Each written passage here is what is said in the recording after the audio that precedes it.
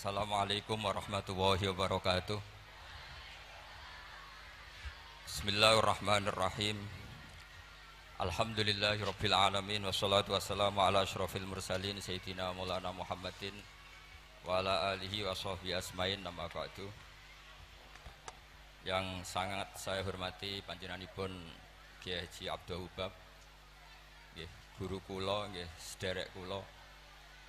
Nggih wonten Kyai Haji Majid Kamil atau Gus Kamil, wonten Kyai Haji Ustukhri, Kyai Haji Ahmadi sedanten pengurus Pondok Al Anwar II, wonten Gus Zaki, Gus Raihan sedanten para guru-guru.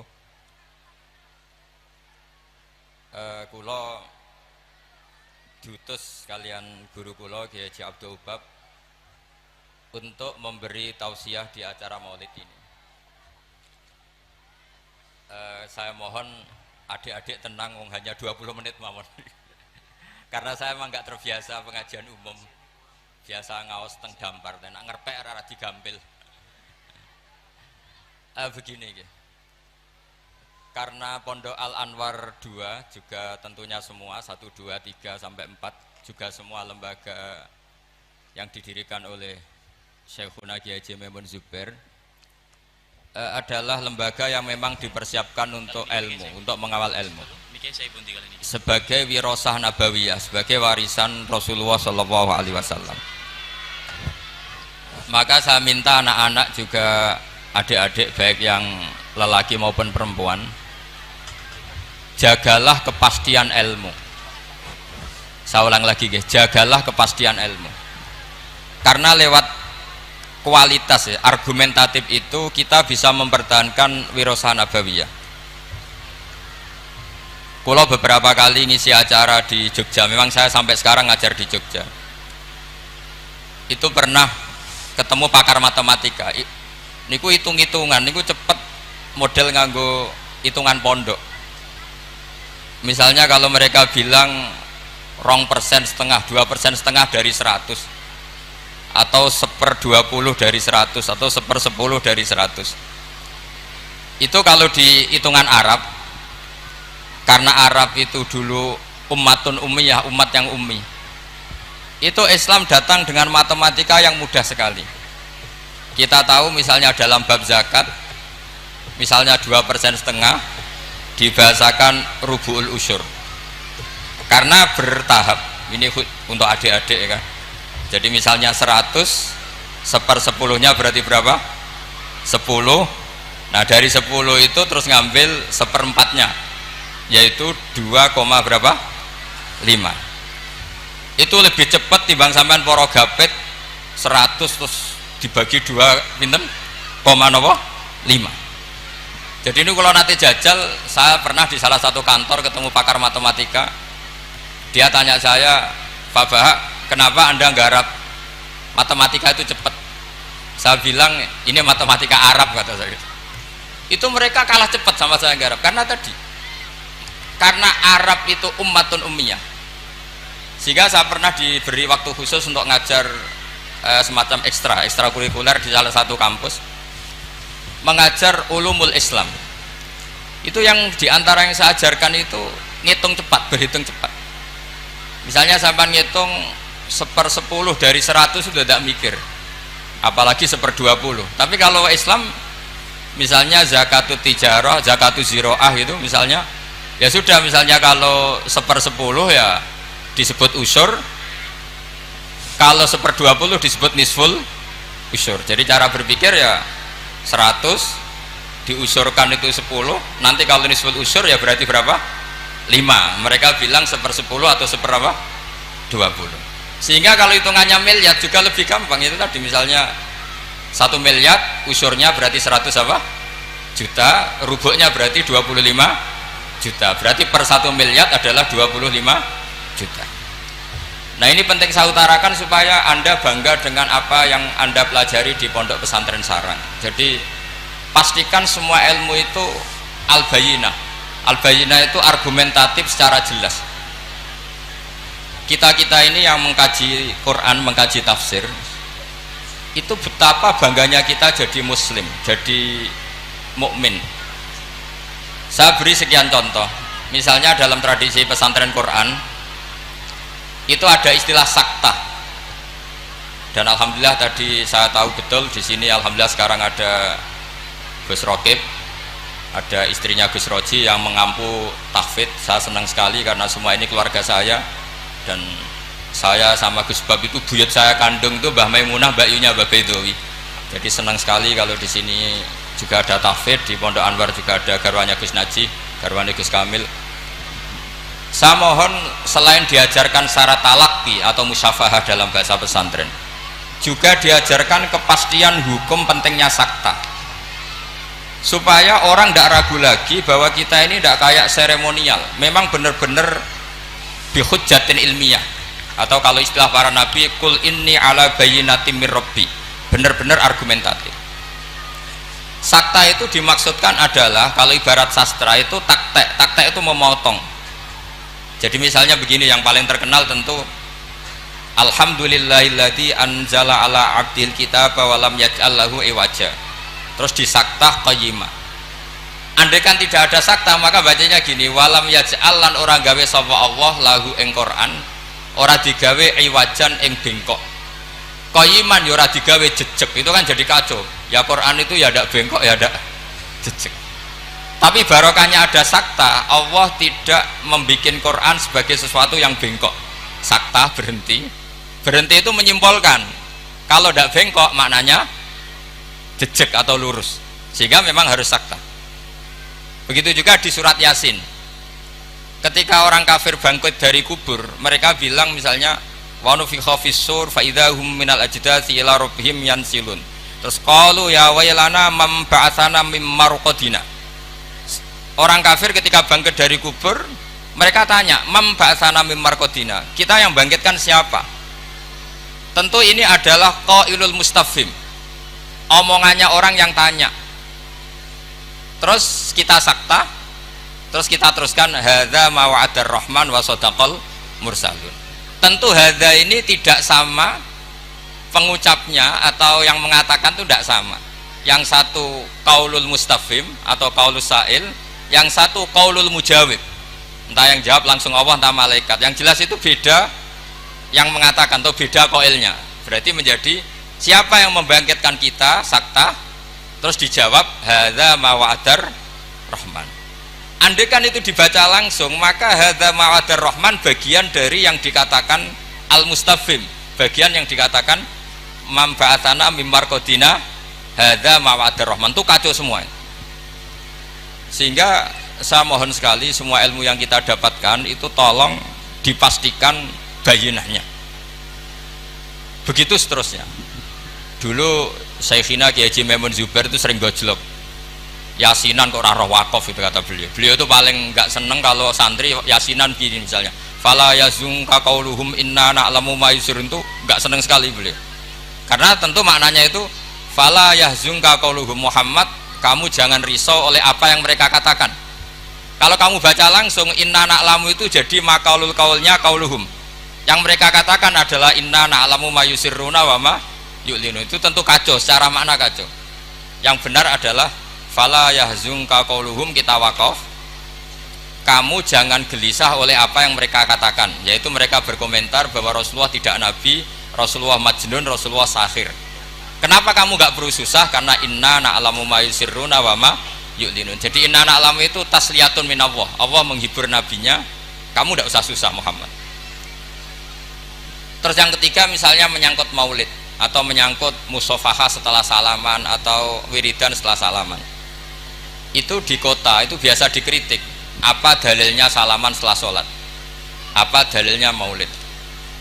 Anda sebagai pengikut ahli sunnah yang ala aswaja atau ala Islam Nusantara kalau bahasanya NU, saya juga sering dibully, Islam Nusantara itu apa Pak Ba? Apa terus menjadi firqah 73 menjadi 74 karena ditambah Islam apa?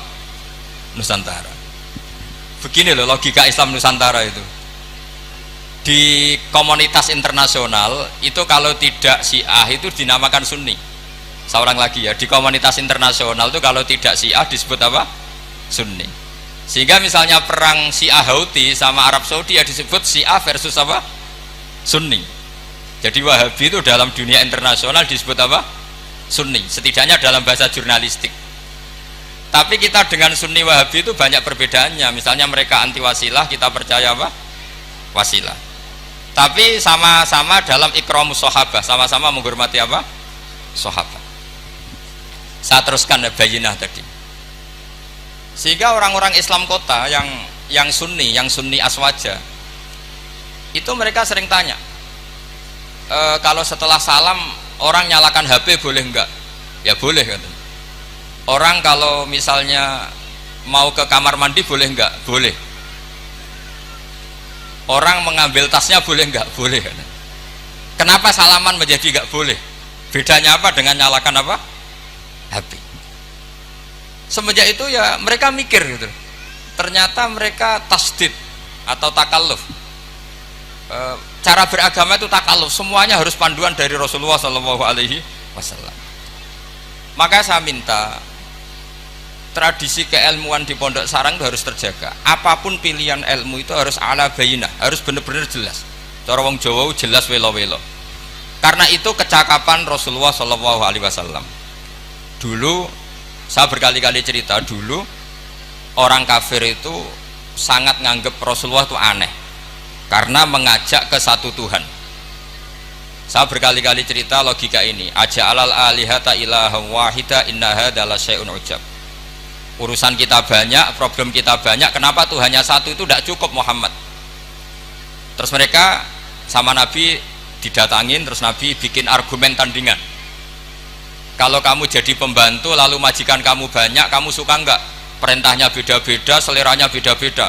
Wah ya tidak suka Muhammad, nanti kita repot. Ya sudah, Tuhanmu itu majikan kamu, kalau banyak-banyak kamu yang repot. Ya sudah, Tuhan satu aja kata dia. Itu namanya bayinah. Sehingga Allah mengajarkan itu secara jelas. Daraballahu mathalar rajulan fihi syuraka'u mutasyakisuna wa rajulan salamal lirrajul hal yastawiyani mathala alhamdulillah. Jadi zaman itu orang kafir pun langsung paham sampai bilang alhamdulillah. Allah membuat satu perbandingan, satu pembantu yang punya majikan banyak dengan satu pembantu yang punya majikan satu. Nasibnya baik mana? Tentu baik yang punya satu majikan. Akhirnya mereka paham, Tuhan kamu adalah majikan kamu, kalau banyak-banyak kamu yang repot. Ya sudah, satu saja. Nah ini yang dimaksud lam yakunil ladzina kafaru min ahlil kitab wal musyrikina munfakkina hatta ta'tiyahumul bayyinah. Ahli kitab apapun ngototnya pada keyahudian atau kenasronian itu tetap infikak, tetap akan tercerabut ketika ta'tiyahumul bayyinah, ketika datang penjelasan yang jelas, corong Jawa jelas welo-welo. Makanya saya minta anak-anak yang akademik ini harus menerima ilmu secara bayyinah. Saya masih ingat Mbah Mun itu ketika ditanya, ya jenengan damel kurikulum, maka bocah rapati so ngaji Wahab, ngaji Mu'in. Kata Mbah Mun, sing ngaji tenanan ya ben Karangmangu. Saiki roh mondok sithik-sithik jamaah mbek ngaji mbek ora ro blas apik endi? Ya apik rondok ngaji. Ya wis berarti ya apik kurikulum kata piye. Artinya ya logikanya jelas. Makanya lama dulu itu kalau bikin logika itu sesuatu yang nggak masuk akal saja, kalau lama dulu yang ngendikan itu masuk akal. Dulu Abu Yazid itu punya murid namanya Syakik Al-Balkhi. Dia orang kaya, biasa donatur pondok, biasa mendonasi pondoknya Abu Yazid.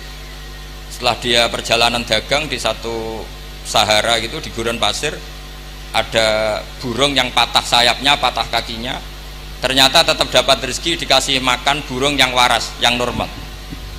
Singkat cerita, si murid tadi datang ke gurunya, Pak Guru, saya sekarang mau jadi orang zuhud, gak mau jadi orang kaya. Ternyata orang paling lemah pun, makhluk paling lemah pun dapat rezeki. Terus cerita kejadian tadi.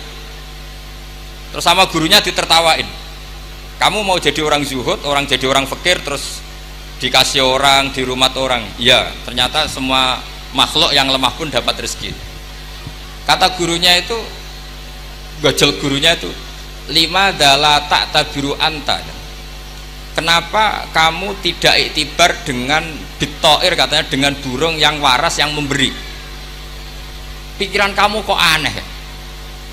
Ingin kok yang diberi. Kalau sama-sama cita-cita ya seperti burung yang memberi. Terus Terus beliau gurunya dalil al yadul ulya khairum minal yadis sufla, bahwa tangan yang di atas lebih baik tangan yang di bawah. Akhirnya murid tadi mencium gurunya terus bilang, anta ustadi, kamu benar-benar guru saya. Lah kenapa saya cerita ini? Supaya sanad ini tersambung sampai Rasulullah SAW. Misalnya guru kita Mbah Mun ikut ngurusi negara, sehingga negara ini meskipun enggak negara Islam tapi ukuran negara itu sangat Islam. Logikanya gampang, kamu ikhlas negara ini diatur oleh orang-orang yang enggak sholat, yang narkoba, yang macam-macam, apa lebih suka negara ini diatur oleh orang yang sholat, yang meyakini kebenaran Islam? Tentu kita milih yang meyakini kebenaran Islam. Itu bisa didapatkan kalau dipandu ulama apa kalau dilepas ulama? Kalau dipandu ulama. Sehingga dalam kitab Minhajul Abidin diceritakan ada orang sufi yang merasa dunia sudah rusak, kemudian milih uzlah. Ketika uzlah, beliau mengalami satu kasaf ada hatif bilang, taraktum ummata Muhammadin fi aidil mubtadi'ah. Kamu enak-enakan uzlah di sini, tapi membiarkan umat dipimpin orang lain yang menyesatkan. Jadi mungkin kalau kita kumpul orang itu dosa, wong ngrasani, bedelok wong wedok macam-macam. Tapi ketika meninggalkan umat ini berarti kamu biarkan dipimpin orang lain, dan orang lain ini bisa tidak ahli sunnah, bisa orang yang sangat menyesatkan. Berarti uzlah juga punya sisi dosa. Akhirnya ulama ini kembali ke masyarakat dan menunggui masyarakat mengawal mazhab ahli sunnah wal jamaah. Jadi saya mohon adik-adik terlatih bahwa semua ilmu itu ala bayyinah. Qul inni ala bayyinatin mir rabbi. Semua nabi itu punya kemampuan menjelaskan. Itu yang disebut lam yakunil ladzina kafaru min ahlil kitab wal musyrikina munfakina hatta ta'tiyahumul bayyinah. Nah, kemampuan menjelaskan ini harus dimiliki anak-anak santri, anak-anak Anwar 2 yang anak-anak masih belajar itu terutama harus belajar ilmu logika. Termasuk kitab kebanggaan saya itu kitab Syarah Bukhari. Beliau ketika menafsirkan hadis atau mensyarah hadis, salasun mangkunna fihi wajata halawatal iman. 3 hal ini kalau seseorang tahu atau faham maka menemukan halawatal iman, manisnya iman. Beliau mengartikan manis itu artinya enak, enak itu nyaman, nyaman itu tidak iskal, tidak galau. Terus beliau mencontohkan, andaikan agama ini tidak masuk akal maka kita akan galau selama-lamanya. Terus beliau menyontohkan, alam ini kata Allah, saya ulang lagi ya, alam ini kata Allah itu diciptakan oleh zat yang super, yaitu kalau oleh ilmu kalam disebut wajibil wujud. Terus beliau berargumentasi cerita Islamnya Jubair bin Mut'im, berarti Mut'imnya ya, Jubair bin Mut'im bin Adi berarti Mut'imnya. Dulu zaman Nabi itu juga sudah ada orang ateis, orang ateisme. Kalau bahasa Arab dulu itu al-mu'attilah, kalau bahasa Arab sekarang itu biasanya disebut syuyu'i. Orang-orang ateis itu nggak mau mikir, pokoknya bumi ya ono, langit ya ono, sebabnya apa ya mbah pokoknya ono. Terus sama Islam diterangkan, dalalah Mut'im ini datang ke Medina sebagai negosiator Asra Badrin, tawanan Badar. Dalalah Rasulullah pas baca surat Wattur wa kitabim mastur fi raqim mansur. Di antara itu ada ayat am khuliqu min ghairi syai'in am humul khaliqun. Masa alam raya ini langit bumi yang maujudat, jadi bumi ini berstatus maujudah, kemudian maujudah ini diciptakan oleh adamiyah. Jadi kalau kamu berfaham ateis, artinya hadhil maujudat khalaqahal adam, ini semua yang maujud diciptakan oleh sesuatu yang tidak wujud. Kata Ibnu Hajar al Asqalani, andaikan Islam datang seperti itu, kamu tidak bisa tidur, akal kamu tersiksa. Karena kamu profesor kayak apa tidak bisa menemukan logika hadhil maujudat khalaqahal adam, bahwa maujud ini diciptakan oleh ketiadaan. Tapi Islam datang tidak seperti itu. Hadhil maujudat khalaqaha wajibul wujud, ini maujudat diciptakan oleh zat yang wajib wujud, yaitu Allah Subhanahu wa ta'ala. Nah, dengan berpikir seperti itu ahlul akli nyaman. Lah nyaman ini kata Ibnu Hajar al Asqalani menjadi halawatul iman. Jadi Halawatul iman itu dimulai dari bayina, satu kejelasan yang sangat argumentatif yang kita insya Allah lanal itu yaminan wala simalan, sudah ada kemana-mana lagi. Nah ini yang dimaksud Allah Subhanahu wa taala yuthabbitu walladzina amanu bil qaulits tsabiti fil hayatid dunya wa fil akhirah. Jadi logika ini mapan sehingga kita misalnya jadi TKI sekalipun di negara Korea, di negara Uni Soviet tetap bawa tauhid. Karena logika tauhid, logika sing sibghatullah wa man ahsanu minallahi sibghah. Logika yang dibangun oleh guru-guru kita. Zaman anak-anak sekolah di musola, zaman TPQ, TPA, semuanya dibangun.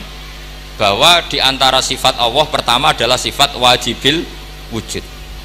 Dengan sifat wajibil wujud maka logika kita terbangun. Gak mungkin mewujudat ini diciptakan sesuatu yang tidak ada. Pasti namanya yang ada, faktornya ya ada, bukan tidak ada. Nah itu termasuk kenyamanan berpikir.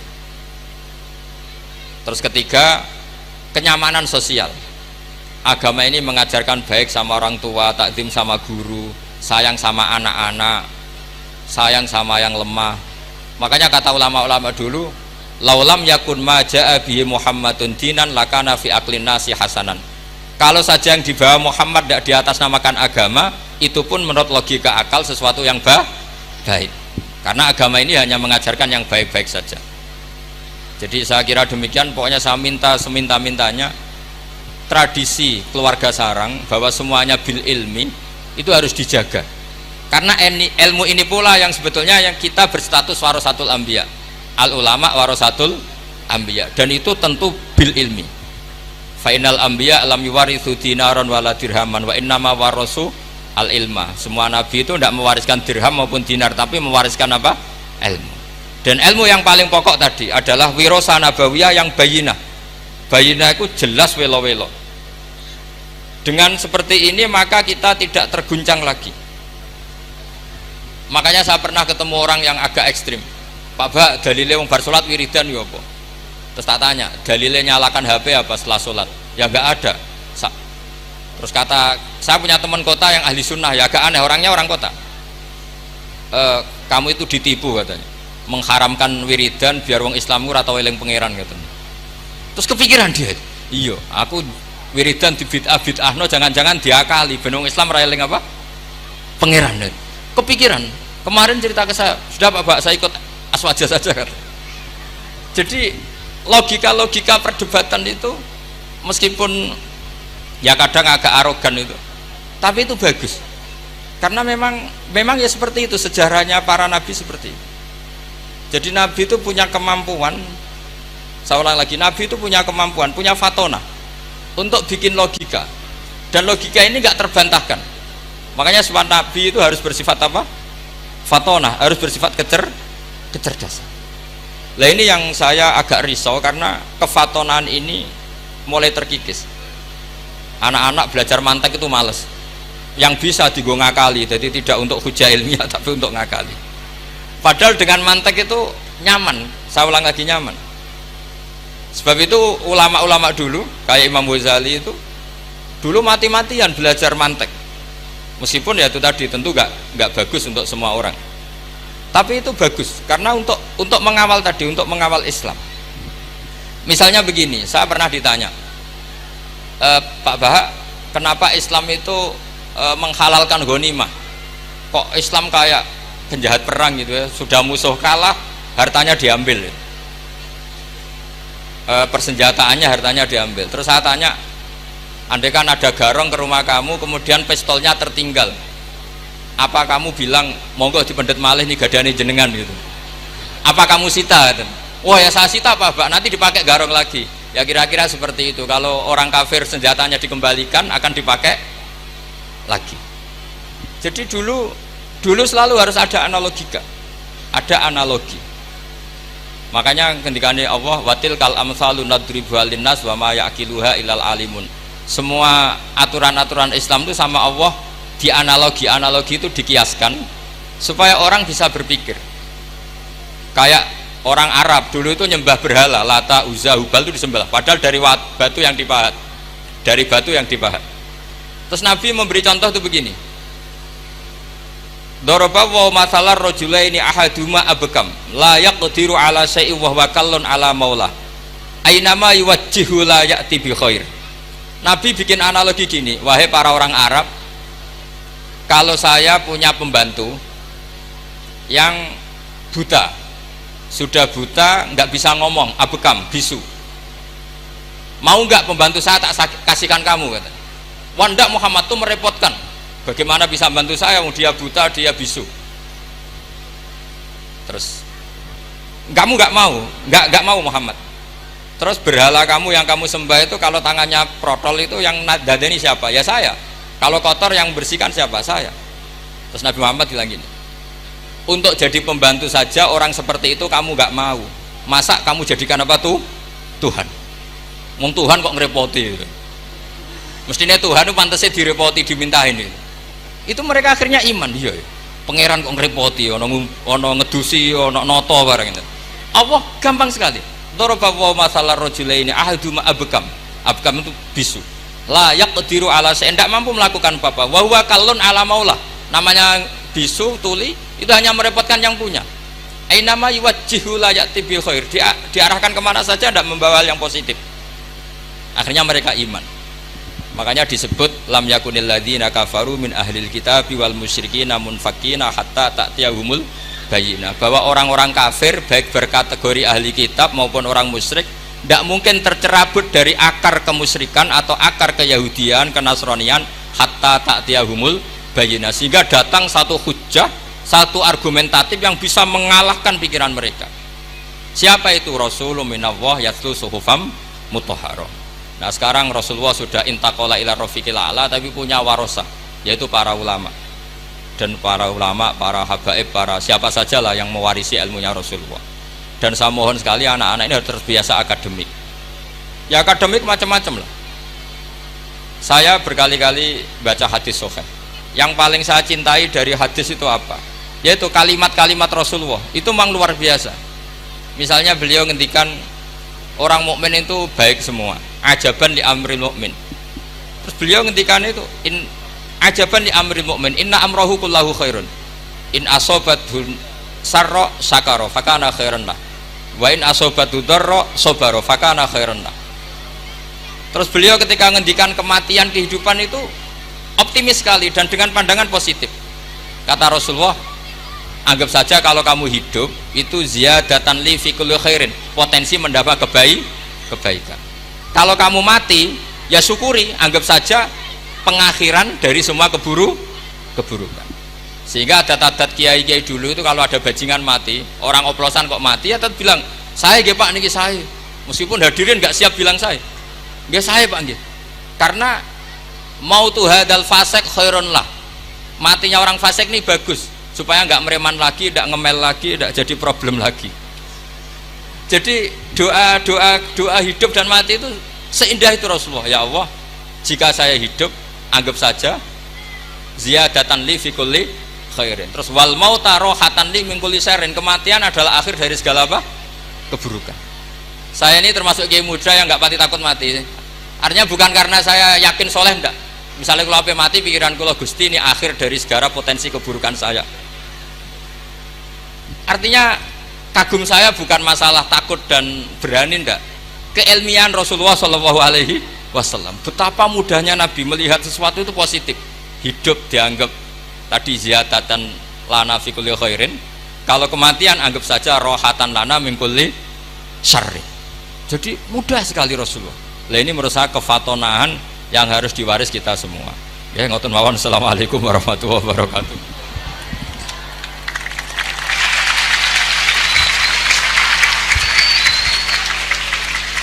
Waalaikumsalam warahmatullahi wabarakatuh. Kepada beliau kami haturkan terima kasih. Acara yang terakhir yakni doa penutup yang dalam hal ini akan disampaikan oleh beliau Kiai Haji Majid Kamil Maimun. Kepada beliau dengan segala rasa hormat dan ta'zim, waktu dan tempat kami persilahkan. Dan sebelumnya kami selaku pembawa acara memohon maaf yang sebesar-besarnya bila mana dalam membawakan acara pada pagi hari ini ada ahwal maupun akwal yang kurang berkenan di hati hadirin hadirat sekalian. Dari kami, wal afu minkum. Assalamualaikum warahmatullahi wabarakatuh. Bismillahirrahmanirrahim. Alhamdulillahirabbil alamin. Allahumma shalli ala sayyidina Muhammadin salatan tunjina biha min jami'il ahwali wal afat wa taqdi lana biha jami'al hajat wa tutahhiruna biha min jami'is sayyi'at wa tarfa'una biha indaka 'ala darajat wa tuballighuna bi asal ghayat min jami'il khairati fil hayati wa ba'da al-mamat. Allahumma ighfir lana wa liwalidina wa limashayikhina wa liikhwanina alladhina sabaquna bil iman wa la taj'al fi qulubina ghillan lil ladzina amanu rabbana innaka ra'ufur rahim. Allahumma ya Allah iftah alaina jami'an ya Allah, iftah alaina wa ala haula'i tulaba al-ghaibin futuhal arifin waj'al amalana khalisatan liwajhikal karim waj'alna minal ulama'il amilin wa min ahli al-Qur'an ya Allah ya Allah ya Allah. Allahumma barik fina wa barik fi jam'iyatina, barik fi ma'hadina wa barik fi madrasatina jami'an ya Allah, fi talamidihim wa fi ustadihim wa salimna dunya wa ukhra wa salimna min fitan ma dhahara minha wa ma batan. Rabbana atina fid dunya hasanah wa fil akhirati hasanah wa qina adzaban nar. Sallallahu alaihi sayyidina Muhammadin wa ala alihi wa sahbihi wa sallim. Subhana rabbika rabbil izzati amma yasifun wa salamun alal mursalin walhamdulillahi rabbil alamin. Bisri asraril Fatihah.